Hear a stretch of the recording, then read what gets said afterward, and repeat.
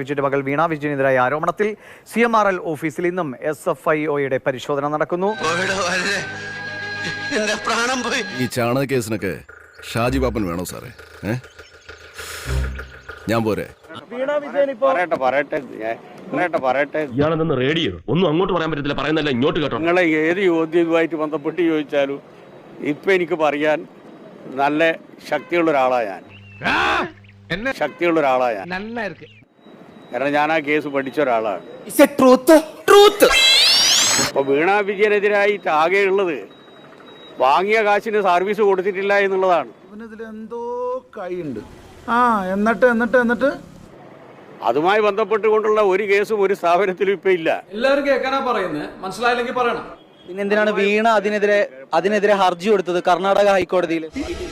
ഇതിനെന്താ ഇത്ര മറുപടി പറയാൻ അത്ര ബുദ്ധിമാനാ അല്ലയോ? പറഞ്ഞു കഴിയട്ടെ.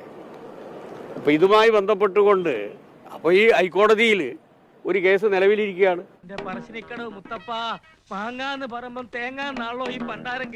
ഒരു നോട്ടീസ് പോലും ബഹുമാനപ്പെട്ട മുഖ്യമന്ത്രിക്കോ വീണക്കെതിരായിട്ടോ ഇതുവരെ ബഹുമാനപ്പെട്ട ഹൈക്കോടതിയുടെ ഭാഗത്തുനിന്ന് വന്നിട്ടില്ല. ഹൈക്കോടതി തന്നെയാണ് ഇന്നലെ പേടിയുണ്ടെങ്കിൽ എന്തിനാ സ്റ്റേനെ ഭയക്കുന്നതെന്ന് ചോദിച്ചു. ഇതെല്ലാം കേൾക്കേണ്ട ഞങ്ങളുടെ വിധിയാണ്. എന്ത് ചെയ്യാൻ പറ്റും?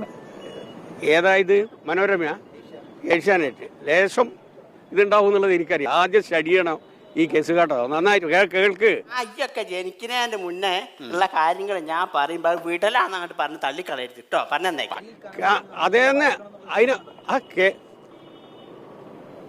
ഹൈക്കോടതി തന്നെയാണ് ഇന്നലെ പേടിയുണ്ടെങ്കിൽ എന്തിനാ സ്റ്റേനെ ഭയക്കുന്നതെന്ന് ചോദിച്ചു.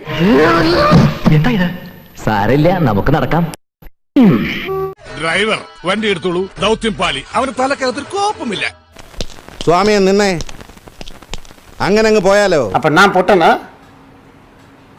ഇത്രയും ഞാൻ ചെയ്തുകൊണ്ടിരിക്കുന്നു, ഞാൻ പൊട്ടനാ? ഇനി പോവല്ലോ.